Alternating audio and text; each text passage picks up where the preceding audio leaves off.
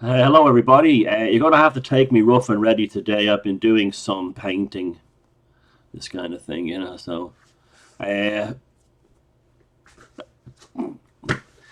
I do have airs and graces, but it's horses for courses with everything in my life. So I hope you're all keeping well. This is basically the return of the Rona Chronicles. I never thought this would happen, but here we are. I mean, they are ramping it up again, and while lots of people have become cynical, which is a good thing, and lots of people have become see through the whole thing. Lots more are still going to fall for it. They will roll up their sleeves like tomorrow. And there seems to be, in all the articles I've seen, like especially I saw one from Time magazine today, which is a verifiable CIA front. There's a sense of urgency of those that, like I was in the hospital yesterday, and the Renfielding was off the scale because all the local radio stations have been going on about that, like wards had been closed down because of COVID. So they were the Renfield was, and the masks were back out, and you know yourself. So are they going to try and pull lockdowns and things like that again? I really don't know. I don't know, but I do think that they're going for a mass hyperkill event. Now, my theory regarding he puts the tinfoil hat on, right? Look like my little gay tinfoil hat, prison snitch tinfoil hat. The electronic parts I got composed. Yeah,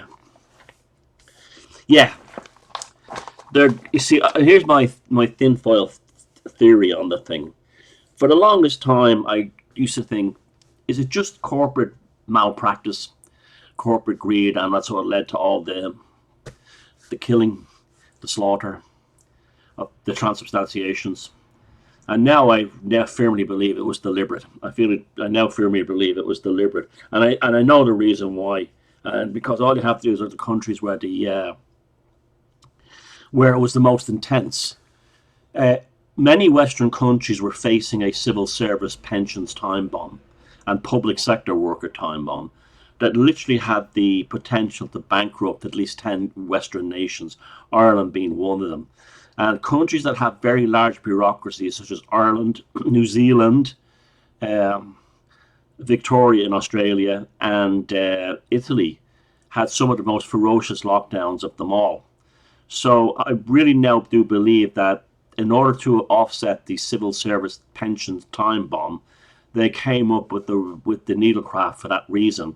We all know civil servants are basically all lefties.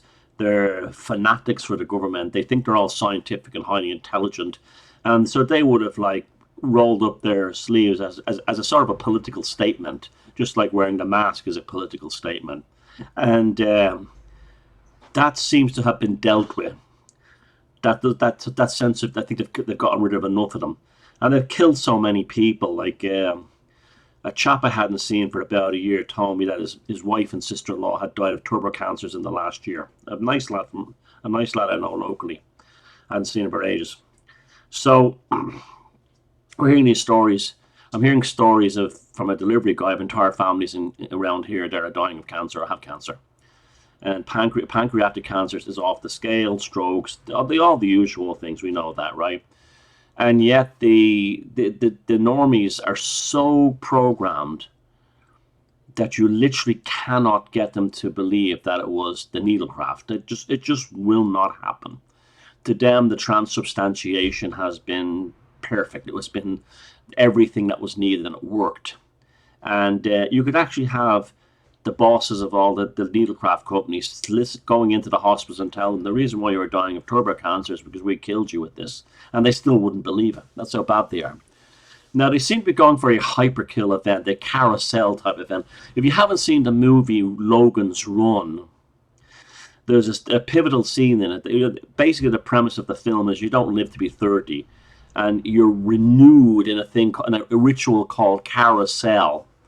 And carousel, they send anyone who's 29 to be able to become 30, and they float them up with this kind of pseudo scientific religious event where they are renewed, but they're just basically electrocuted and destroyed. They're vaporized. Now, there's a kind of a priest class who run the carousel, and they're dressed almost identical to the Extinction Rebellion types. You see those things in red you see walking around the cities at climate change and other things like that. They're dressed like just like that.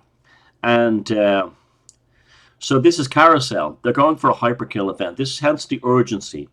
Now, why this is, I don't know. Maybe it is they think people are waking up to it. Because I saw an article today in some American site on social media where a couple had died in 2 days of each other, the same thing, massive heart attacks, in their 40s, both healthy, just boom, gone, one, two.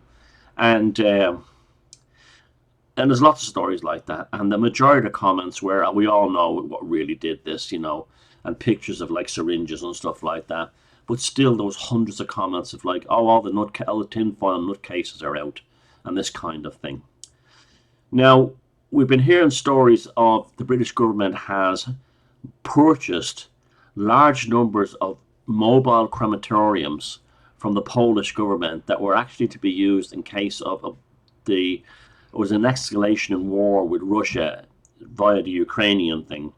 And the Polish government had bought large numbers of mobile crematoriums to deal with that.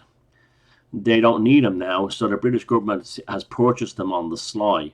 Now, the British Home Office, I believe, has produced a document that's talking about a mass extinction event and building basically units to basically deal with people of all like weights and body sizes, and from children up to adults and stuff like that. Very specific. And they've sent them all out to the local councils. So you're talking about preparation for like huge numbers of casualties.